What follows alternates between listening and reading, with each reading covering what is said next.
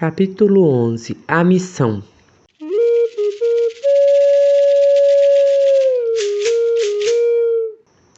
Eles são completamente selvagens. Não usam nenhuma roupa e estão muito enraizados na bruxaria e na adoração ao demônio. V. Bartlett, 1961, New Tribes Mission. Meus maiores encontraram pela primeira vez agentes de Teose numa viagem aos Chamatari, instalados perto do posto a Juricaba, a jusante no rio Demine. Esses brancos que eles nunca tinham visto disseram que queriam conhecer sua casa em Maracana. Começava a estação chuvosa e os rios estavam enchendo. Os forasteiros os convidavam então a entrar num pesado barco a motor e subir o rio Demine com eles. Passados alguns dias, chegaram à foz do rio Toutoube. Todos os nossos estavam reunidos num grande acampamento na floresta. Éramos muito numerosos naquela época. Havia tapires de folha ruruaci espalhados por toda parte. Foi meu padrasto que me contou isso. Os nossos antigos tinham acabado de lançar uma incursão guerreira contra a gente do alto do rio Catrimani. Temendo represálias, tinham deixado Maracana e se refugiado na floresta por algum tempo. Apesar disso, os brancos insistiram para pegar cachos de banana em suas roças. Os brancos foram assim visitar Maracana e vários dias depois retornaram ao nosso acampamento. Depois, sem explicação alguma, desceram o rio em direção ao posto Juricaba. Várias luas passaram. Foram então os soldados da Comissão de Limites que, por sua vez, vimos aparecer no rio Toutoube. Trabalharam nas terras altas por bastante tempo para plantar grandes pedras de nascentes dos rios, e então foram embora eles também sem nenhuma palavra rio abaixo. Foi-se uma estação seca, depois chegou outra, então a gente de Teose acabou voltando. No começo eram somente visitantes. Ainda não tinham aberto o caminho do avião nem construído suas casas em nossa floresta. Os homens mais velhos apenas o convidaram a amarrar suas redes nos esteios de nossa casa. Então, pela primeira vez, deram-nos a ouvir os cantos de Teose numa máquina que em seguida recitaram por um longo tempo as palavras dele. Assim foi. Naquela época, os missionários ainda moravam longe de nós. Estavam instalados no posto da Juricaba, junto com o pessoal da inspetoria e os Chamatari. Mas o chefe do posto não gostava deles. Por isso, resolveram abandonar os Chamatari e fazer amizade com os nossos antigos, dizendo que queriam morar em nossa terra. Porém, desde a primeira visita daquela gente de Teose a Maracana, muitos dos nossos tinham sido devorados pela fumaça de epidemia do branco, do SPI que falei, Osvaldo. Nossos maiores tinham quase todos falecido. Tínhamos virado outra gente. Na volta de uma festa rearru, em Uarepiú, em um grupo das terras altas que também tinha sido dizimado pela epidemia, meu padrasto tinha decidido ficar morando em nossa casa em Tootopi. Todos os sobreviventes em Uari-Marri o seguiram. Os de Sinatá, por sua vez, permaneceram um pouco a montante, próximo de um antigo acampamento da Comissão de Limites. Então, após essa nova estadia entre nós, a gente de Teose voltou para Juricaba. Dessa vez, no entanto, não demoravam a subir o rio novamente. Escolheram se instalar perto da roça de Tootopi, aberta por meu padrasto. Deram ao lugar em sua língua de branco o nome de Toutoube. Acharam a floresta bela ali. Começaram a construir suas casas e plantar para o próprio sustento. Foi assim que a gente de Teose começou a viver junto de nós. No começo só sabiam sua língua de fantasma, às vezes bem que tentavam cantar ou falar como nós, mas não compreendíamos grande coisa do que queriam dizer e isso nos fazia rir. Contudo, aos poucos começaram a desenhar nossas palavras em peles de papel para poderem imitá-las e assim, passado algum tempo, conseguiram falar com a língua mais direita.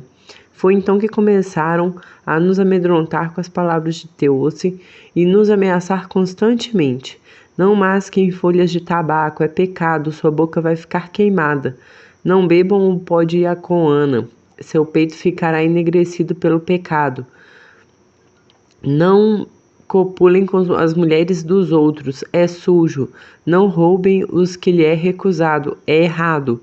Teose só ficará satisfeito com vocês se responderem a ele. Era assim mesmo, repetiam sem parar o nome de Teose em todas as suas falas. Aceitam a palavra de Teose. Retornaremos para juntos de Teose. Foi Teose quem nos enviou. Teose nos mandou para proteger vocês. Não recusem ou queimarão após a morte no grande fogo de Chupari. Se quiserem Satanás e suas palavras vão queimar lá com ele e vai ser de dar dó. Se ao contrário, vocês todos imitarem Teose como nós, um dia quando ele decidir, Sessuce descerá até nós e poderemos vê-lo aparecer nas nuvens. Eram palavras muito diferentes das de nossos antigos. Nunca tínhamos escutado tais coisas. Nada sabíamos de Teose nem de Satanás.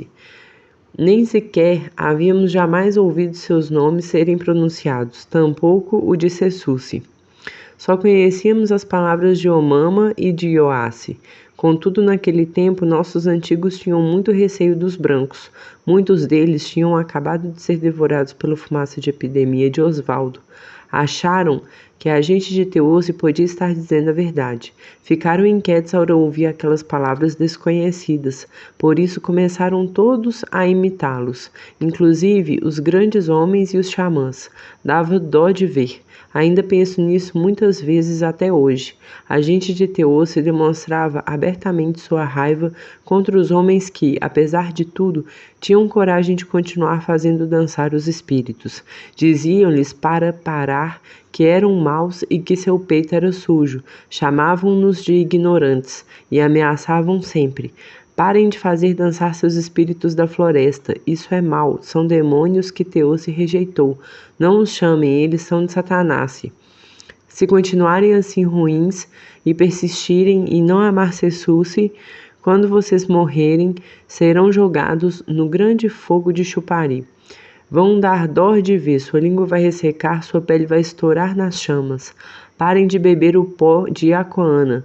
Teose vai fazê-los morrer, vai quebrá-los com suas próprias mãos, porque é muito poderoso.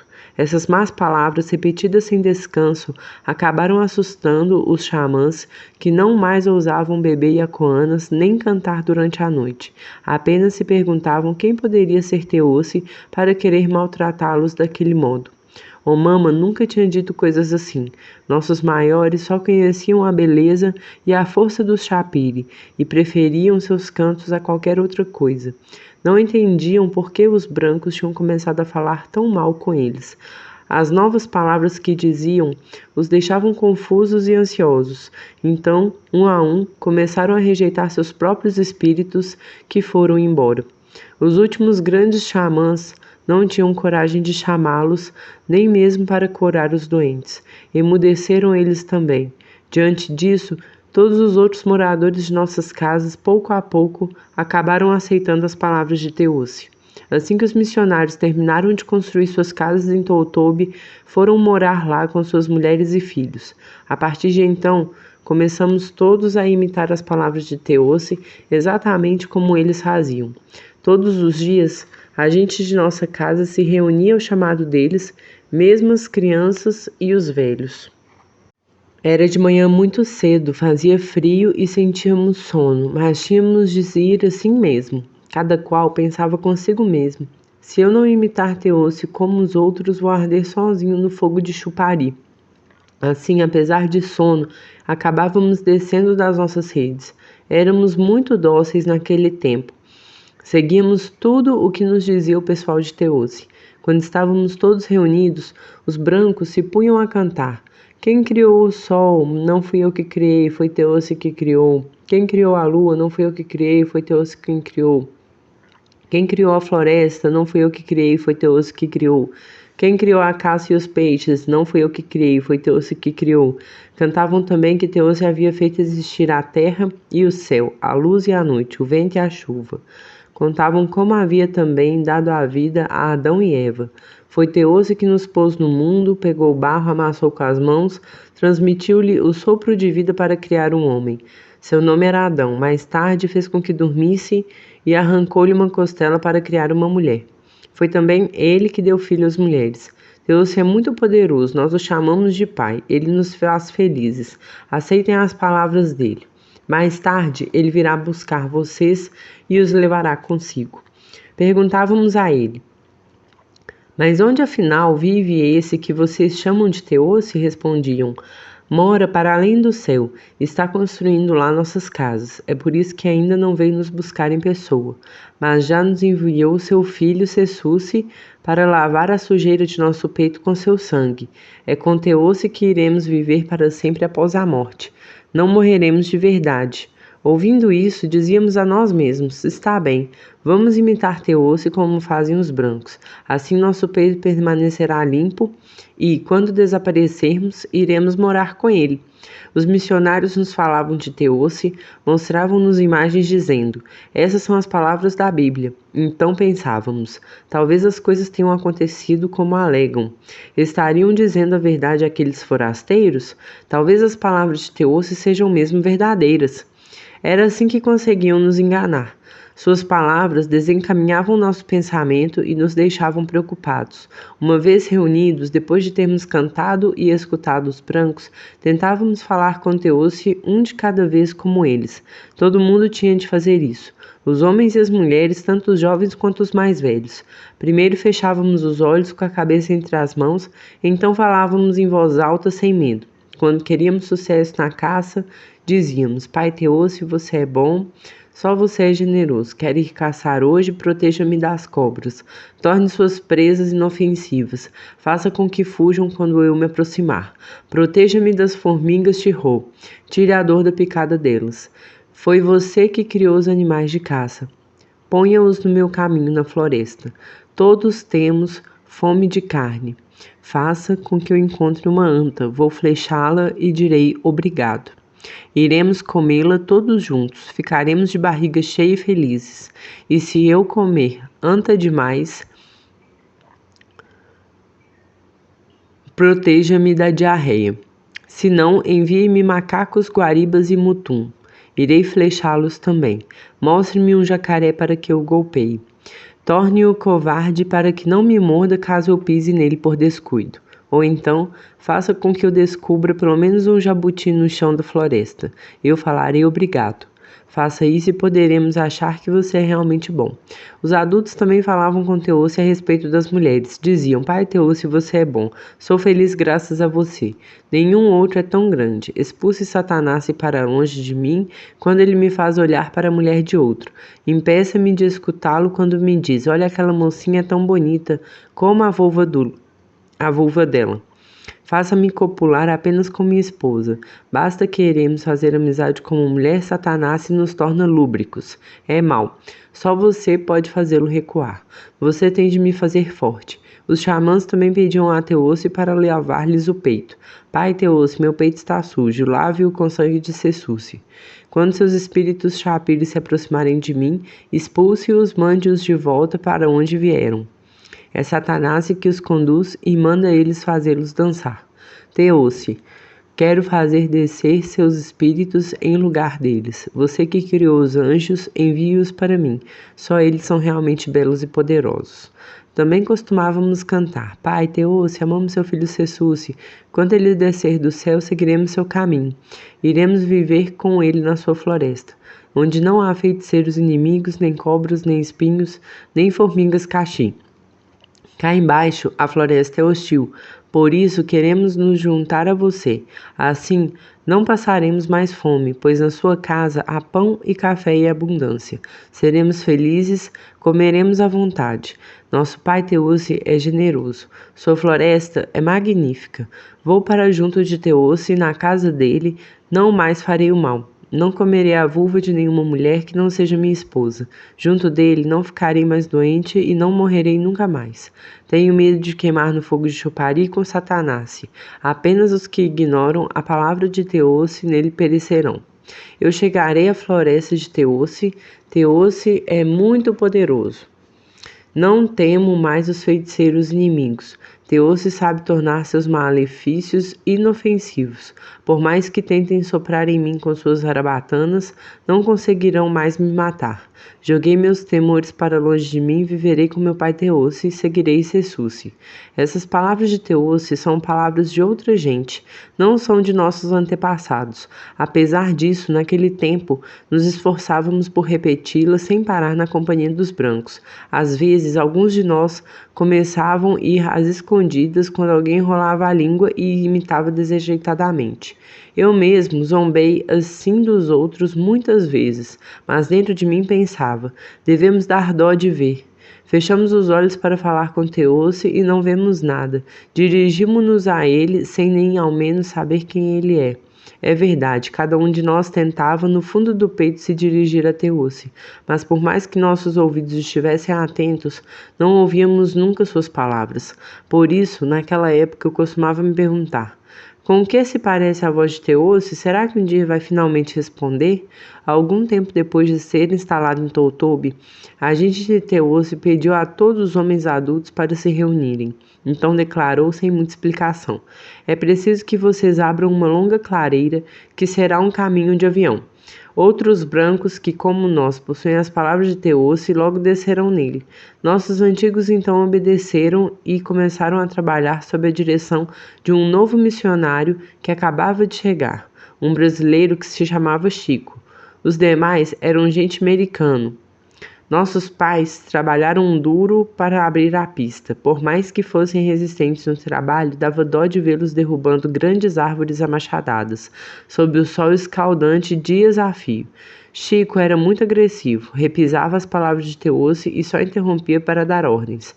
Assim que um homem parava de descansar um pouco, ele gritava com raiva: volte ao trabalho, não fique sem fazer nada. Se você não trabalhar, não vai receber nada. Era muito penoso. Havia muitas grandes árvores como a Timanri no lugar que os brancos tinham escolhido para fazer descer seu avião. E o caminho que haviam traçado na floresta era deveras muito longo. Muitos de nossos antigos chegaram até se perguntar se não era um lugar para acolher a descida de Teossi. Queriam tanto vê-lo com os próprios olhos, então trabalharam sem descanso e sem reclamar. Mas os missionários não tinham dito isso. Embora não parassem de repetir que um dia Teossi baixaria das alturas do céu, diziam: Teossi logo virá nos buscar. Quando ele chegar, vocês ouvirão o som de uma flauta virando das nuvens. Por enquanto, ele ainda está preparando nossas casas e mantimentos para nos receber no céu. É preciso aguardar. Ele tem muito trabalho, pois nós, gente de Teossi, somos muito numerosos. Então nossos antigos pensavam que talvez aquelas palavras fossem verdadeiras. Ficavam pensativos, indagando-se: Teossi vai mesmo descer até a nós? Será logo daqui muito tempo? Assim, no dia que o primeiro avião da gente de Teossi se aproximou no céu, todos se reuniram temerosos atrás dos missionários para vê-los descer na nova pista de pouso. Eles tinham muito medo, como no tempo dos aviões da Comissão de Limites, bem antes disso. É verdade, nossos maiores ainda não conheciam muito bem os brancos. Tinham se deixado enganar pelas repetidas palavras dos missionários sobre a vinda de Teossi, que nunca tinham explicado para que servia aquele caminhão de avião. Jamais perguntaram a opinião dos nossos. Tinham apenas prometido presentes para que parassem de ter medo e trabalhassem. Foi Chico, o brasileiro, que começou a nos fazer duvidar das palavras daqueles brancos. Tínhamos curiosidade e fazíamos a ele muitas perguntas a respeito de Teossi. Que aparência ele tem? Como é o som de sua voz? Como ele fala?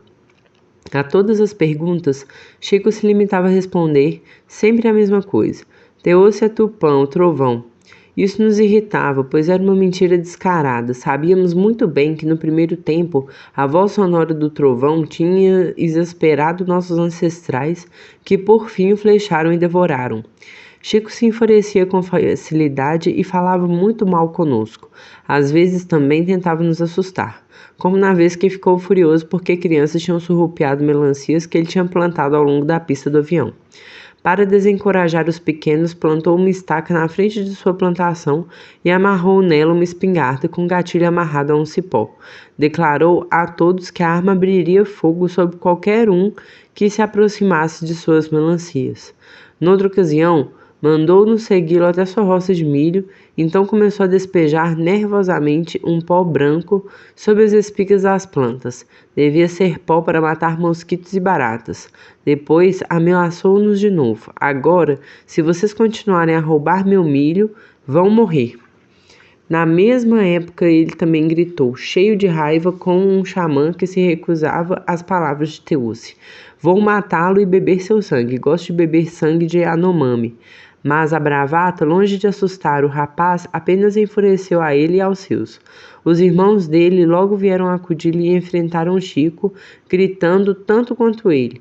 E depois o advertiram: se você diz possuir as palavras de Teuce, não se dirija a nós com palavras tão más, é pecado. E da próxima vez que você ameaçar matar um dos nossos, não estaremos em flechá-lo como a um inimigo. Certo dia, um grupo de caçadores foi pedir cartuchos a Chico. De má vontade, ele concordou em lhes dar alguns, antes de esconder o restante. Tamanha sovonice irritou os homens, pois os missionários, no tempo de suas primeiras visitas, sempre tinham se mostrado generosos para conquistar sua amizade. Então resolveram esperar que Chico estivesse de costas para surrupiar o resto da munição. Quando ele se deu conta, ficou furioso de novo e começou a berrar. Vocês são todos maus, espero que morram. Diante de tanta raiva, meu padrasto decidiu recuperar o que restava dos cartuchos junto aos caçadores. Devolveu-os ao Chico, que acabou se acalmando. Em seguida, passaram-se várias luas e a história já tinha quase sido esquecida. Porém, de súbito, ficamos todos doentes, abalados por uma violenta epidemia de sarampo. Sem demora, vários dos nossos morreram mais uma vez. Então, Chico foi embora depressa para trabalhar em Surucucus, uma outra missão do pessoal de Teuce nas Terras Altas. Desesperados e furiosos devido a todas aquelas mortes, tão pouco tempo depois das de Maracana, aos poucos, adultos mais velhos sobreviventes quiseram se vingar. Tinham certeza de que Chico tinha feito queimar uma fumaça de epidemia para puni-los pelo roubo dos cartuchos. Achavam que tinha fugido de repente por estar em estado de homicida ou no cair, e ter medo de sobreviventes quererem flechá-lo. E era mesmo o caso, mas nenhum daqueles guerreiros jamais tinha matado um branco, só sabiam flechar seus inimigos na floresta. Hesitaram e o tempo foi passando. Acabaram desistindo da vingança. Chico deve a isso o fato de estar ainda vivo. Conhecíamos pouco os brancos naquele tempo, como eu disse. Ainda os temíamos muito. Eles, em compensação, não tinham medo de nós. Com certeza nos achavam bastante dóceis. Deviam mesmo pensar que éramos covardes, por isso nos tratavam sem cuidado. Naquela época, antes da epidemia, havia 2 americanos na missão. O que chamávamos de Quixi se enfurecia muito rápido, como o Chico. Ralhava conosco o tempo todo repetindo: vocês estão sendo enganados por Satanás, é por causa dele que vocês são ladrões, vocês pertencem a ele e todos vão arder no fogo do chupari. Toda essa raiva cessou, porém, de repente, num dia que meu padrasto quase o matou. Exasperado por tantas más palavras de raiva, acabou por golpeá-lo. O missionário ficou com muito medo e depois disso parou de falar conosco daquele jeito ruim. Isso aconteceu no começo, quando ainda aceitávamos as palavras de Teuce. O filho mais velho de meu padrasto ainda era criancinha. Divertia-se flechando lagartos e passarinhos nas imediações da missão. De repente, uma de suas flechinhas, Maci, foi se fincar no telhado de palha da habitação de um dos brancos. Para recuperá-la, ele foi buscar numa estaca e encostou-a na parede da casa. Subiu por ela com cuidado. Quando chegou em cima do telhado, tentou diversas vezes alcançar a flechinha com a ponta de seu arco para trazê-la para junto de si. O missionário que estava chegando o viu. Achou que tentava entrar em sua casa afastando as palmas do telhado. Correu na direção dele aos berros e o mandou descer. O menino assustado obedeceu. Mas nem bem tocou o solo, o homem começou a surrá-lo com um pedaço de pau cheio de prego que tinha pegado no chão. Não longe dali, perto do rio, meu padrasto e outros homens preparavam argila para as paredes de uma nova casa da gente de Teuce. Uma de suas filhas apareceu de repente, correu até ele e lhe contou, exaltada, o ocorrido. O Branco acabou de bater no meu irmãozinho. A boca dele está sangrando. Ao ouvir essas palavras, meu padrasto saiu correndo em direção à missão. Assim que viu o sangue de seu filho pequeno, foi tomado de raiva, lançou-se imediatamente sobre o missionário, brandindo sua enxada. Ele era muito valente e as palavras de Teose não lhe tinham tirado a coragem. O Branco, apavorado, tentou acalmá-lo. Espere, não fique bravo. Devemos conversar juntos com Teose. Meu padrasto não respondeu, só tentou bater com a enxada na cabeça dele. Mas ainda estava longe demais e não acertou. Tentou então atingi-lo de novo, mas o missionário, muito apavorado, conseguiu se esquivar do golpe, repetindo sem parar: Não bata em mim. Devemos conversar juntos com Teose. Vamos conversar com Teose, vamos conversar com Teose. Meu padrasto, enfurecido, acabou jogando a enxada no chão e começou a socar o rosto do missionário com o punho direito. Este tentou se defender, mas depois de receber um soco muito forte no nariz, não foi capaz de resistir ao ímpeto do adversário. A mulher e a filha dele tentavam segurar meu padrasto. Seu filho pequeno tentava bater-lhe nas costas. Em vão. Ele os empurrou para longe, um após o outro. No final, estavam todos aos prantos, amedrontados, sem poder fazer nada. O missionário continuava de pé em estado de fantasma e ia desabando aos poucos, gemendo a cada golpe sem reagir. Por fim, meu padrasto apanhou um pau para acabar com ele, mas a esposa do Branco se agarrou à arma desesperadamente para impedi-lo. Foi esse momento que Chico chegou. Voltava de uma visita rio acima, a agente de Sinatá. Quando viu Kishi prestes a desabar e meu padrasto, brandindo sua borduna, jogou a mochila e disparou em direção a eles. Segurou meu padrasto pela cintura e gritou: Não faça isso, pare de bater nele, é seu amigo. Foi assim que finalmente conseguiu conter a raiva dele. Kishi estava em péssimo estado, coberto de sangue e atordoado pelos socos. Tinha escapado da morte por pouco. Sua mulher o arrastou em seguida para dentro de casa, para tratar dele. Lá permaneceram trancados o restante do dia. No dia seguinte, o Branco reapareceu com o rosto inchado e vários dentes quebrados. Logo depois, foi a Manaus para colocar outros novinhos. A epidemia de sarampo nos atingiu na missão algum tempo depois do roubo dos cartuchos de Chico e de meu padrasto ter surrado o missionário. Um avião chegou que X estava voltando de Manaus com a família. Sua filha pequena tinha pegado a doença lá sem ele saber. Só percebeu após chegarem à nossa floresta. Foi o que ele nos disse depois. Mas quem sabe ele também desejou nossa morte como Chico? Ele devia estar mesmo furioso de que o meu padrasto havia feito com ele. Vários de nós pensamos então que ele poderia ter trazido uma fumaça de epidemia dentro de uma caixa de ferro e poderia tê-la aberto entre nós para se vingar. Mas ninguém viu nada explodir como no templo de Osvaldo em Maracana. Não sei. É também verdade que Kishi nos alertou a respeito da doença da filha. Assim que percebeu que ela estava com febre, começou a nos dizer: Não se aproximem mais da minha filha. Fiquem longe dela, ela está doente e tem sarampo. Vai contaminar todos vocês e vocês vão morrer. Mas já era tarde demais. Alguns de nós já tinham carregado a menina no colo, outros tinham brincado com ela. Chico, em compensação, nunca disse uma palavra sequer. Jamais tentou nos avisar. É também por esse motivo que mais tarde os sobreviventes da epidemia quiseram flechá-lo. Essa epidemia começou a nos devorar durante uma festa rearru.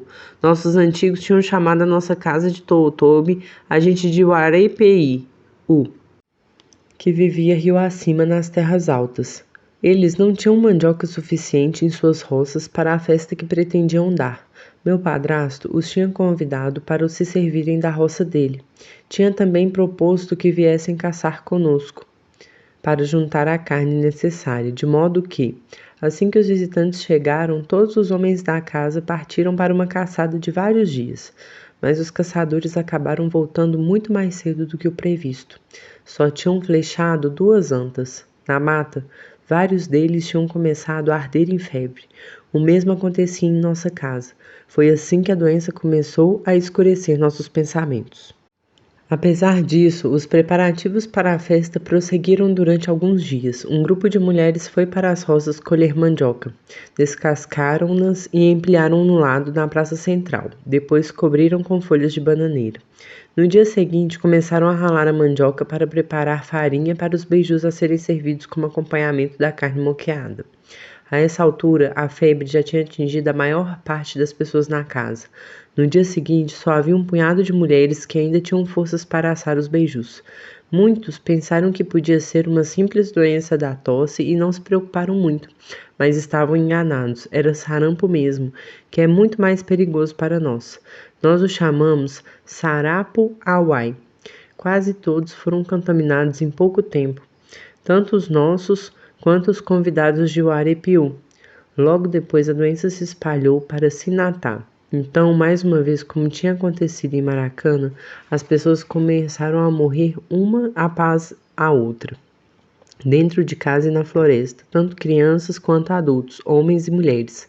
A pele deles ficava coberta de placas avermelhadas e eles ficavam se arranhando tentando acalmar a coceira já em carne viva.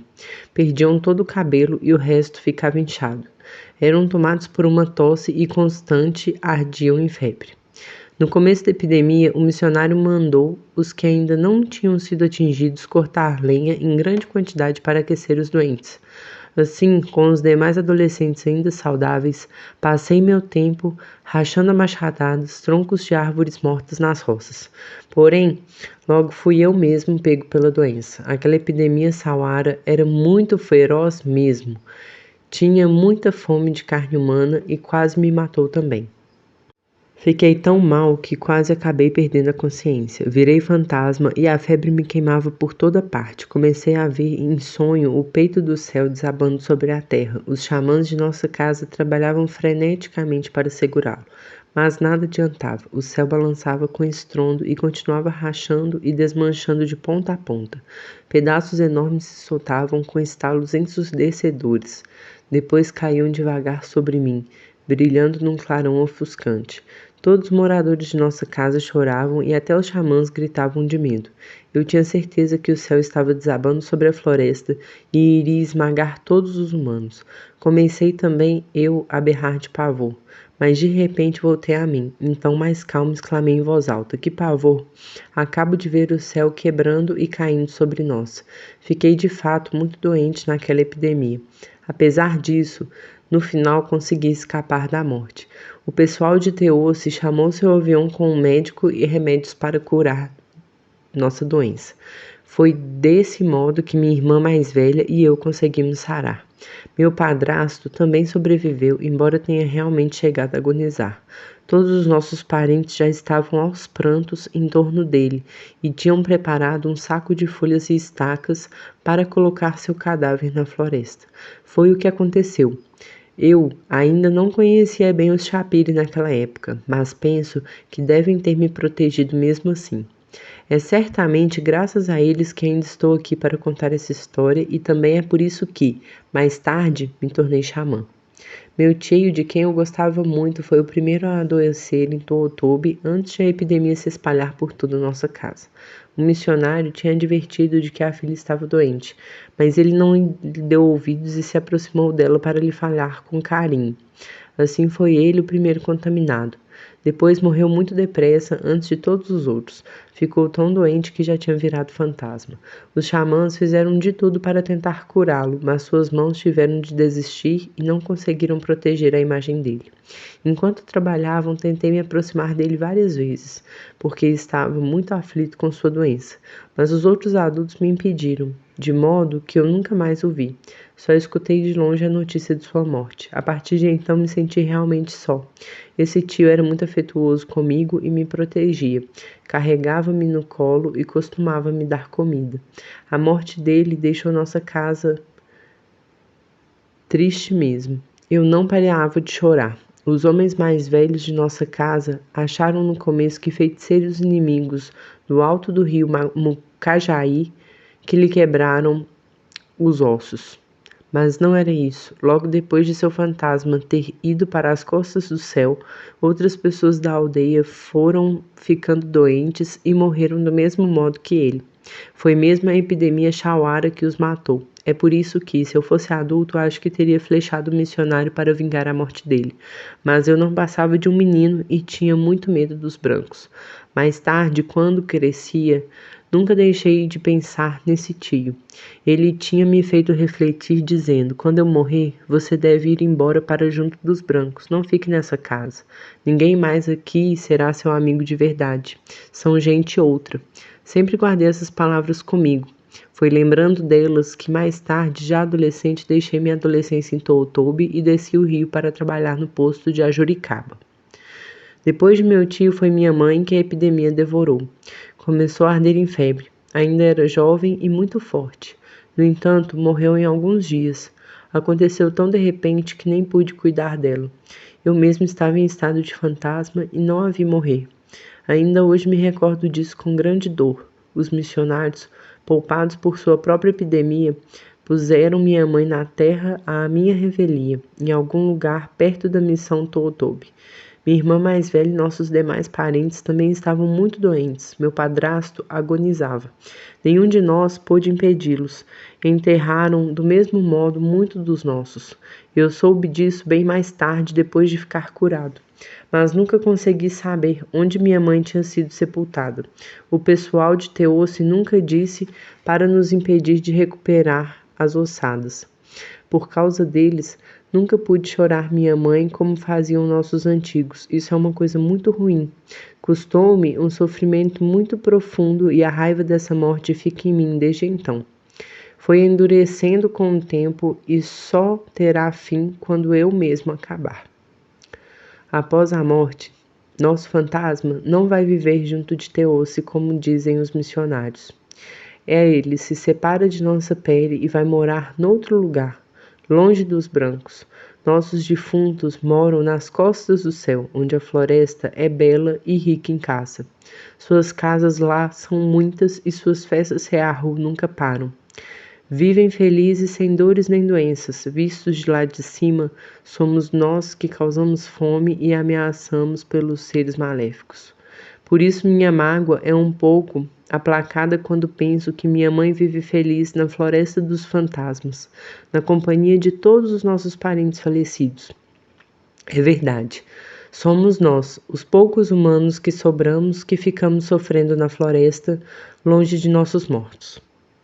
Durante essa nova epidemia, os missionários nunca desistiram de nos falar de Teoce. Ao contrário, impediram os xamãs ainda saudáveis de nos tratar. Ficavam repetindo: não façam descer seus espíritos, eles pertencem a Satanás.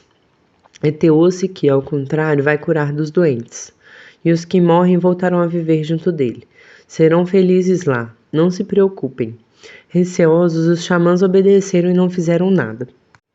Não combateram os espíritos da epidemia, não tentaram vingar seus próximos que estavam agonizando. Muitos dos doentes ficaram apavorados diante desse abandono e com certeza morreram por esse motivo. Assim penso eu. Dessa vez, a maioria dos poucos adultos que tinham escapado da epidemia de Maracana morreu. Esses antigos tinham sabedoria e cuidavam de nós. De repente, já não estavam mais entre nós. Quando eu volto a pensar naquele tempo, fico mudo e recolhido na minha rede. Tudo isso me atormenta e eu jamais pude esquecer. Meus pensamentos vão seguindo um ao outro melancolicamente sem parar. Então, para tentar acalmá-los, digo a mim mesmo que aqueles que fizeram desaparecer nossos maiores um dia perecerão, por sua vez causando a mesma tristeza em seus próximos. Todas essas mortes, juntando-se à de Maracana, encheram de angústia e raiva o peito dos sobreviventes. Começaram a falar duro com os missionários. Vocês pretendem que Teoce cuide de nós. Vocês nos deram o nome dele, e no final são vocês que nos fazem morrer. Não queremos mais escutar suas palavras. Teoce não afastou o mal para longe de nós. Ao contrário, deixou-nos apavorados pela epidemia de vocês. Estávamos todos desamparados e furiosos. Foi preciso muito tempo antes de nossos pensamentos conseguirem se acalmar. Os brancos da missão não reagiram à nossa raiva, apenas repetiam: foi Teoce que os protegeu, foi ele que os curou. Falamos com ele o tempo todo. Ele estava do seu lado e é todo-poderoso. Foi ele que fez fugir a epidemia Chauara. Levou os mortos de vocês para a casa dele. Não fiquem tristes. Estão vivendo felizes com ele. Lembro-me muito bem de tudo isso. Naquela época eu era rapaz e os missionários queriam muito me convencer. Não paravam de dizer a mesma coisa. Escute, você tem de aceitar Teoce e as palavras dele, pois, se morrer, irá para o céu e ele cuidará de você. Então, depois de todo aquele sofrimento e diante da insistência dos brancos, voltamos a pensar que talvez o que diziam de Teoce fosse verdade. Voltamos afinal a ter medo deles como antes, deles e daquele cujo nome invocam à torto e à direito. Dizíamos a nós mesmos, talvez Teoce quisesse mesmo que os nossos se juntassem aos fantasmas dos antepassados nas costas do céu. Talvez ele logo desça na floresta para que morramos todos também e nos leve consigo. Será que não deveríamos aceitar suas palavras para evitar sua raiva e nunca queimar na fogueira de Chupari? Nosso pensamento estava na dúvida, e assim passamos a escutar com temor e docilidade os discursos que os missionários outra vez. Pouco depois, meu padrasto aceitou até ser mergulhado por eles no rio Totobe para ser batizado. Depois todos seguiram seu exemplo e quiseram voltar a ser crentes. Chico, que tinha andado Totobe logo depois da epidemia, voltou então para a missão. Dizia-se homem de Teoce, mas era muito diferente dos demais missionários. Não tinha esposa nem filhos. Vivia só e, com o passar do tempo, deve ter pensado: por que não arranja uma mulher Yanomami? Ele empregava uma mocinha para cuidar de sua casa, lavar sua roupa e sua louça. Era Mocô, uma menina nova com seios ainda duros e pontudos. Era bonita e ele se pôs a desejá-la. Sempre dava a ela alimentos e roupas, estava gostando dela e começou a comer sua vulva. Passado algum tempo, quis tomá-la como esposa. Resolveu pedi-la ao seu padrasto, sem contar aos outros missionários. Disse a ele: vivo sozinho há muito tempo e quero essa moça seja minha.